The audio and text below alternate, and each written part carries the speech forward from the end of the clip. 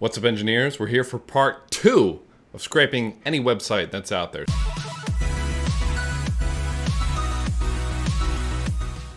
So today's a little bit special, a little bit more interesting. So hopefully you checked out part 1. If you haven't, definitely go check that out because we're gonna build off of what we did there. The thing that needs to happen now, so we understand how tags work, how HTML works, but we can still run into some issues, and I'll show you in a little bit. I'll show you what the problem is, but the way that you can figure it out is when you come to a website that has a lot of this JavaScript going on. You see how this page is loading, right?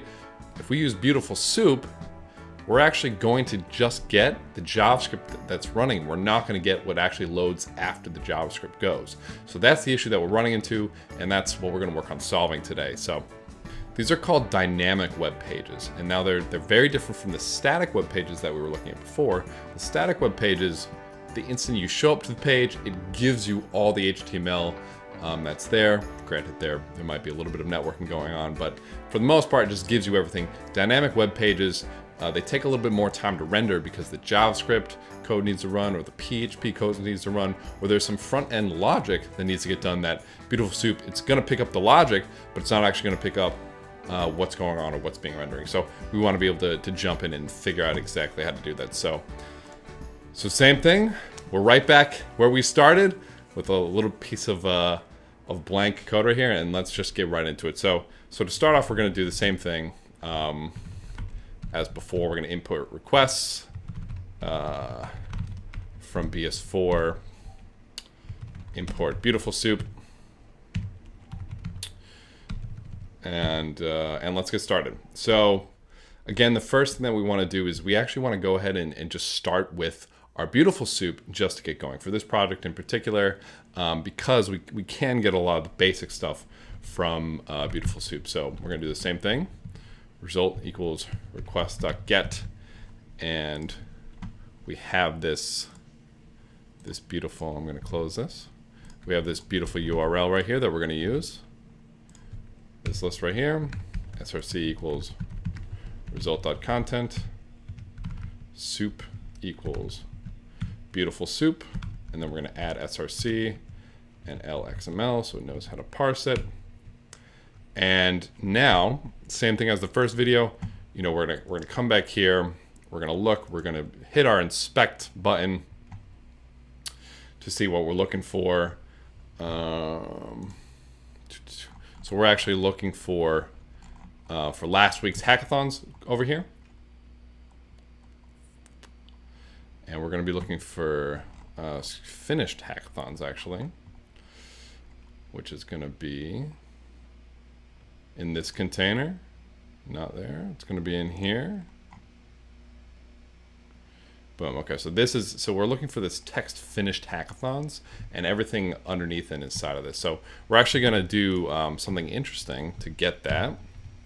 We're actually going to import which is like a regex basically, and we're going to do finished hackathons equals soup.find, and remember, find is different from find all. We're saying we want to find one element and one element alone. We're going to find where the text equals re.compile finished hackathons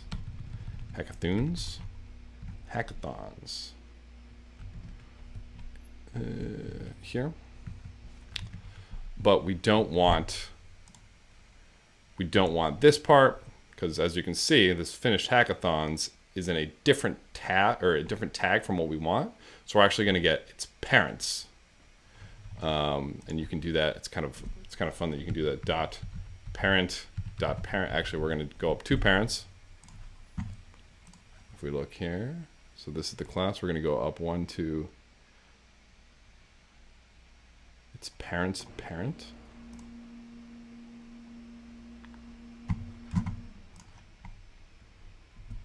And from that tag, we're going to do a find all. So this is kind of that BeautifulSoup inside of BeautifulSoup that we can do. And now we're going to do, and the reason that you can do find next to find all is because find is going to return a single HTML chunk of code Find all is going to return a list. So if you do find all, you can't do find all dot find, right? You have to do find all first item in the list dot find. So we're going to do dot find all here though, and we're going to find all the. What are we going to find? Let's look back here. We'll scroll down to. It's in here. We want to find, these are the finished hackathons that we're looking for here. Remember, we only want the ones that have finished in the last week. And we're going to find, it's inside here. It's inside here. Oh, it's almost in here. It's going to be not here. It's going to be in here. So right here, card body, call 9, call SM8. So this is the products button is in here, and that's what we're going to be looking for.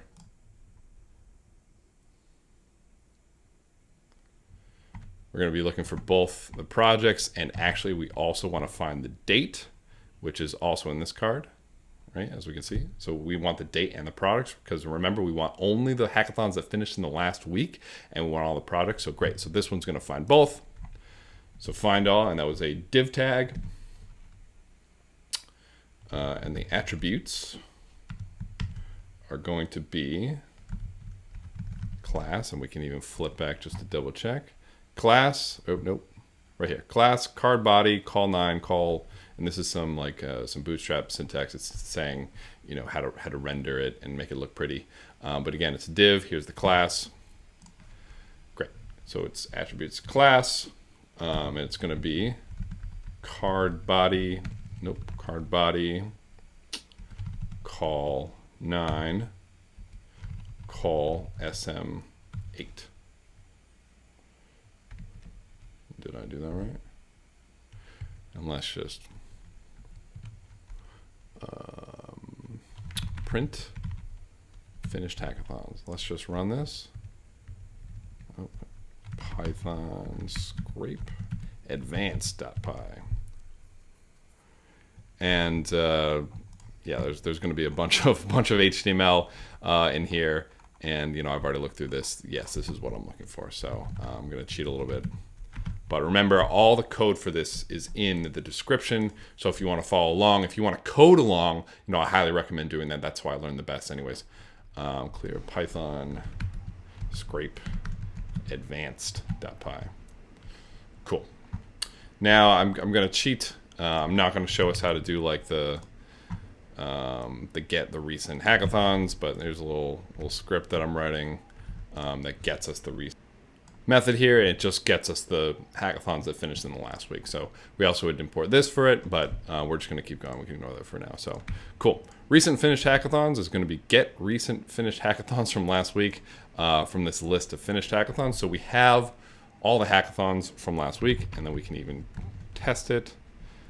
Print recent finished hackathons. And yeah, this is all the HTML and everything. But I promise it's what we are looking for. So cool. So because it's not just the URL of the hackathon, it's the whole chunk of this card here, right? So there's a lot of HTML in there. So cool. So now we're gonna loop through that list, and ideally it should just be what, 1, 2. Looks like it should be 2, and then we can even actually. Let's do this. Print len of recent finished hackathons. And this should make me look good. 2, perfect. Great, because it's the 7th right now. 2 hackathons have finished in the last 7 days, as we saw here. Yeah, there's this one, and that looks like it's pretty much it, and it is it because we just tested it. So great. So now we're going to loop through those. We're going to try to find the projects. So for each recent finished hackathon in recent finished hackathons, what are we looking for? We're looking for all the links, right? Because we're looking for we're looking for these projects. This is what we want to find. And if we go in here, again, we can find, no, this is what we want. Yes, this is what we want. Aha. There's some links in here. And as you can see, it's not the whole link, right? It's just this /hackathon/privacy/prizes. You know, your browser knows that it's defaulted at, you know, GITCOIN.co, so it's just going to tack that onto that. And actually, if we click it, it does the same thing right there. So GITCOIN.co hackathon/prizes. So we don't want this prizes one though. We want this projects one, right? Because we're looking for all. Again, we're looking for all the GitHub projects of a recently finished hackathon. GitHub projects of a recently finished hackathon. So this is what we're going to want to do. So we're going to say links equals recent finished hackathons. And if you remember from last video, this one's really easy to do. We're just going to find everything. We're going to find all the A tags. And remember, A tags are the ones that have the links. So a bit of a refresher here. And now for each link in links, and we are going to be doing a little spaghetti code here, but bear with me. For each link in link, if projects in link.attrs href, then let's just do print link. Because remember, we were just looking for this projects one. We don't want this prizes one.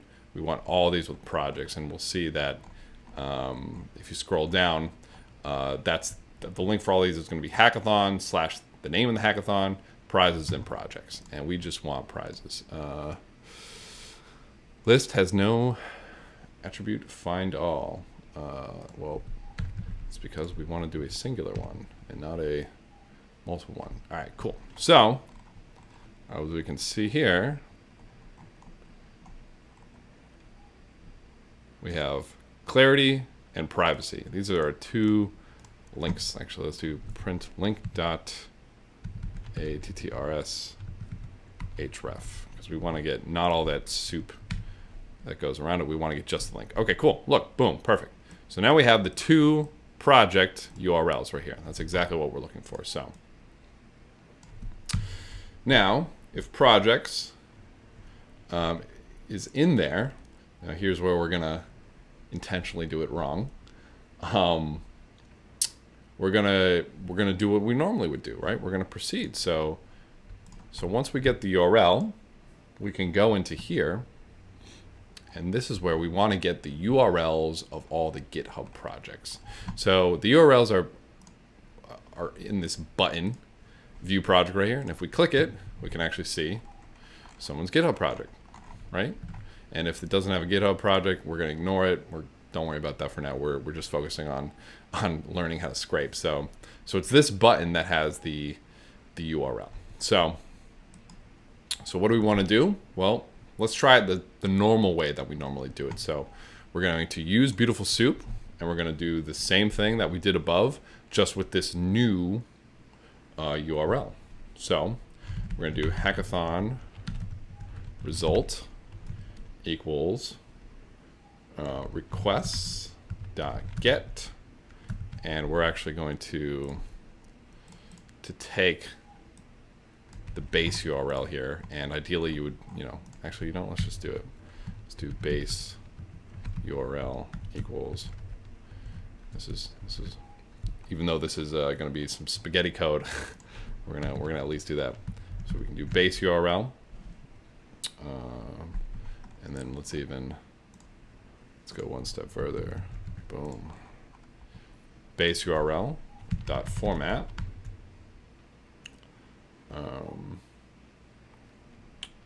Link dot attrs href. So hackathon's URL. We're gonna get this.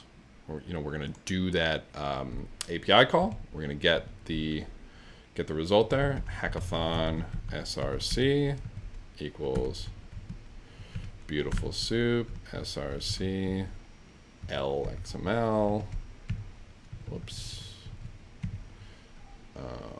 Hackathon soup, which is the same thing that we've done a bunch of times now. Whoops. This is wrong. Sorry. We've done it a bunch of times now. Hackathon result dot content. And now we're going to do hackathon soup equals beautiful soup. That part that we just did up here.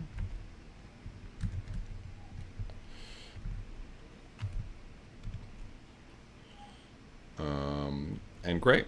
And so this ideally is going to be the beautiful soup of one of these projects pages, right? Which again, you know, we can inspect, we can check it out. And because I've already skimmed through this, I know that, boom, boom. Let's get it. Where is it? Here. We're looking for that view projects page. We're looking for that view projects URL. Or view project singular, because it's a singular project. In here. Not in there. In here. And there it is. We have found the GitHub link. There it is. Cool. So again, this is in an A tag. It's got all this other stuff. Because this is going to be wrong, we're just going to find all the A tags, right? So let's do GitHub links equals hackathon soup dot find all A for each GitHub link in GitHub links if href in GitHub link.attrs and github.com in GitHub link dot the href attribute. Then let's print the GitHub link. So what are we doing here? We're saying, all right, so for all the links, because obviously there's more links than just the GitHub links, and we're saying, hey, find all the A tags, which we're going to find a lot there. Again, this is kind of like a brute forcey way to do this, and we're going to, our code's going to get more and more spaghetti. We're going to say, hey, you know, if it does have an href attribute, and GitHub is in that href, yeah, GitHub is in that href, print it out. So we should get at least this one, right? We should get at least this one. So let's see if we get at least that one. Oh, wait, we're going to get all these tags here. Oh, no, we're just going to get these 4. Okay, cool. So we did get some GitHub issues, but they don't seem to look like projects. This seems to look like some GitCoin stuff, which that's not what we want. Did we do something wrong? Well, as you already know, as I prefaced the video, no. So what's happening, and you can even print out the whole content of the page here. What's happening is we're getting the HTML code before it's been rendered, right? And you can actually see, if we go to this page, we can go to the networking tab here, and we can see, if we hit refresh here, all these API calls that are being made. All this stuff is happening. Now, what you could be thinking is you could say, oh, well, cool. Well, then I could just find the API call in here and make that call myself, and then I would just get all the GitHub projects like that. You totally could, but there is an easier way. So you could skim through this networking tab, find the API call that gets the GitHub things. Is it this one? I really don't know. Find the API call that returns these URLs, but we're going to do something a little bit easier. So now we go back to our code. Defeated. We couldn't find all the links. But again, it's just because it hasn't rendered the rest of the links yet. The JavaScript hasn't run, and that's because BeautifulSoup, it's not a web browser. A lot of the code that runs is specific for a web browser and says, hey, you know, we know that a web browser is going to get this code, so we want the web browser to execute it. BeautifulSoup, not a web browser, doesn't know how to do it. So wouldn't it be great is if we could like dummy the web browser doing all this JavaScript, PHP, and all this logic? That would be great, and that's exactly what we're going to do. So So we're going to actually backtrack a whole lot. We're going to backtrack to here. And we're going to explain a little bit about how this dummy web driver works. And so what we need is what's called a WebDriver. We're going to be using one called Selenium with Firefox. So there's a link in the description. There's a very, very insightful Medium article that kind of explains everything about how to do it. We're going to run through it here as well. So you can do it with Chrome, Firefox. You can't really do it. I don't think you can do it with Brave at the moment. Otherwise, I would. But so if you don't have Firefox, definitely want to download Firefox. I'm showing you guys how to get this WebDriver so that you can dummy this and run this code in a fake, well, not a fake, but a dummy web browser here. So you download Firefox if you haven't, or Chrome. Again, I'm just doing with Firefox. Then you want to come to this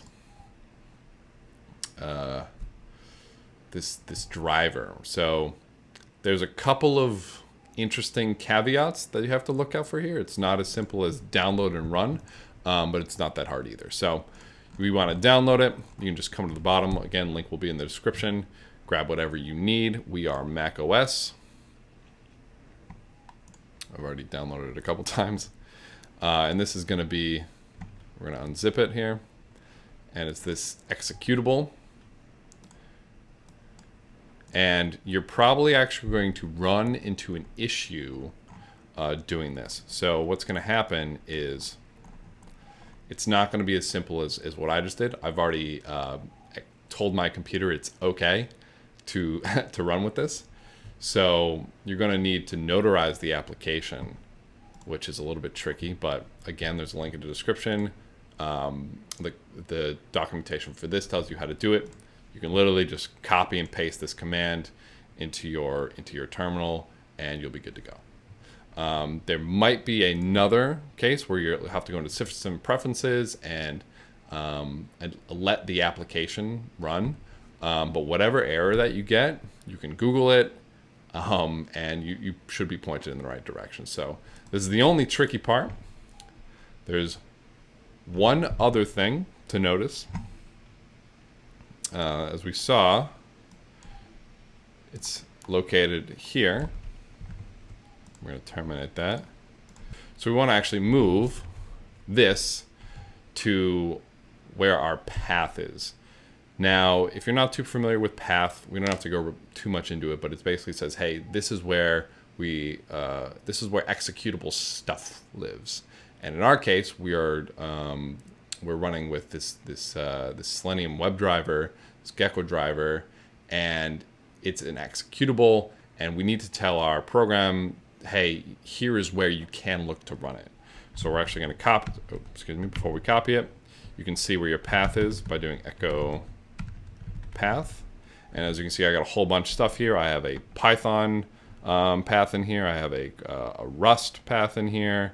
I have Go. I have a whole bunch of stuff in here. And you could add another path. You see how these little colons are in this, and this is in your, you can do this in your bash profile. If you're kind of confused by everything that I'm saying here, an easy way to do it is just copy it into, one of the places that your path was. So we can't do it in my VS Code, so I'm going to do it in my terminal. Users, Patrick, code, go, bin. This isn't a great place for it, but for the sake of the demo, we're going to put it here. Yeah, my VS Code doesn't have permission for my download. So, operate should not permit it. We did it in there. Cool. So now it's in there. Now we can start playing with this stuff. So cool. So we backtracked pretty much everything that we did, and we're going to have to do, pip install Selenium. I've already installed, so I'm not going to do it again. We're going to import it at the top. Import Selenium. And we're going to have to import a couple of Selenium stuff. I'm just going to copy from my Cheaty Notes page. Cool. And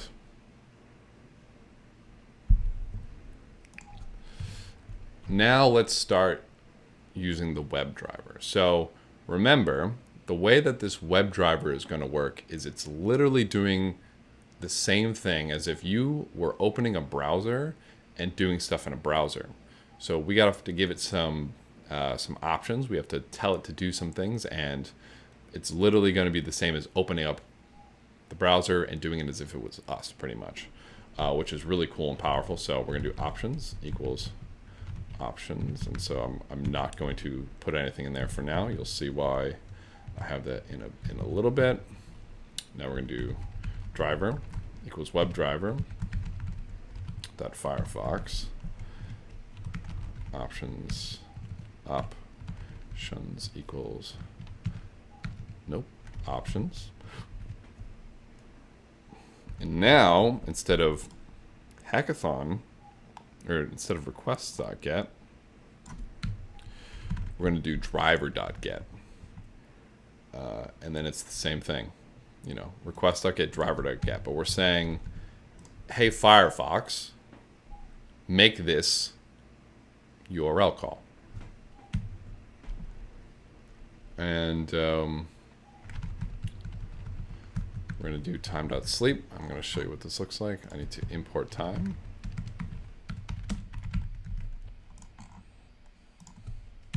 Time.sleep and driver.quit. So we're not actually doing anything with the driver right now other than saying get this URL. And you'll see what happens when I actually run this.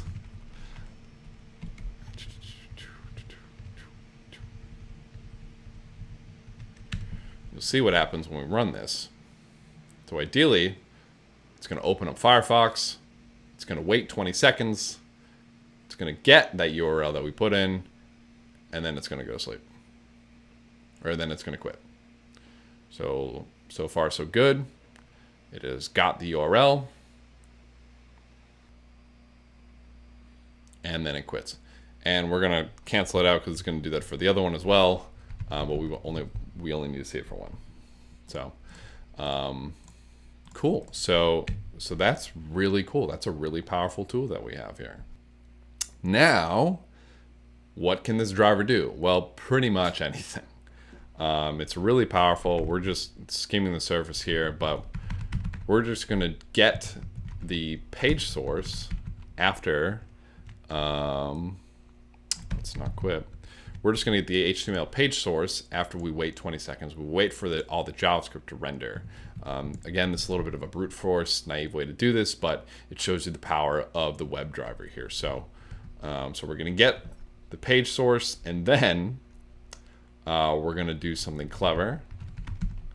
So we're going to do project soup equals BeautifulSoup HTML that we just got from the WebDriver LXML.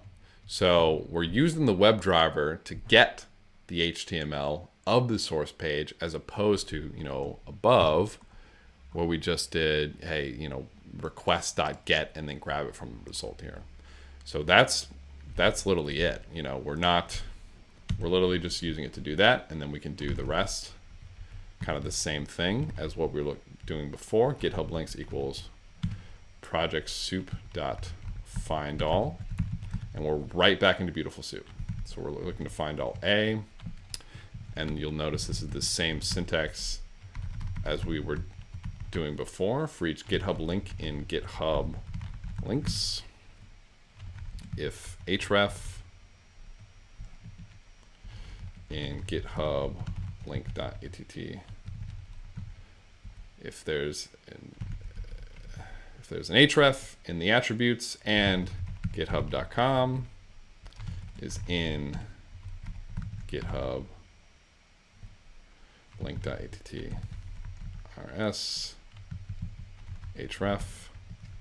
If github.com is in there, let's just print GitHub link.att rs href. Cool. So let's try this out. And I'm going to fast forward a little bit because we're going to get two individual pop-ups of the web browser. And it's going to get the URL It's going to print it out, and then it's going to close it. So, excuse me, it's going to get the HTML, then it's going to close, and then we're going to use BeautifulSoup to parse through that HTML. So here's one, and then it quits out. And it should do it again because, again, there are 2 hackathons. Oh, and then it even printed out all the GitHub URLs already. And now we have number 2, which is, this is correct. This is the most recent hackathon that finished. And again, 20 seconds might have been overkill, but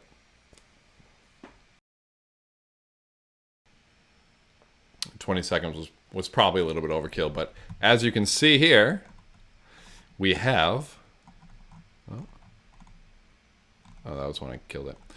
We have a list. Well, we printed out all of the GitHub URLs of all the projects that entered in these hackathons, which is fantastic. And that was our case here. That's what we were looking for. So we have successfully completed our mission. So that's how it works. One more other really cool thing. So when the browser popped up, that was kind of annoying, and it makes it go a little bit slower, right? So just another quick thing you can do is do this options.headless equals true. Excuse me, true. And what this will do, and then leave cut this down to 10 seconds. And what this will do is it'll do the same thing, but it won't open up Firefox's GUI, right? So it'll do everything that we're asking to do without the screen popping up. So as you can see here, it's running, and we're about to see it print out the links, but no head. It's a headless WebDriver. So nothing is going to pop up except for all of our links. And as you can see right here, that's exactly what we're looking for. It's grabbing the second one right now. And as you can see, this is a really, really powerful tool, and you can do a lot of really cool stuff with this. And it's just, it's web scraping 2.0. It's like the next level web scraping. It's pretending you're in a web browser doing web browser things. So I hope you guys learned something. Hope you guys had fun. Follow along with the code. Again, this entire bit of code is going to be in the description below. Make sure to check out that article for more information as well. Link in the description for that as well, and in my article as well. And if you're looking to enter some of these GitCoin hackathons, actually, I highly recommend you do it.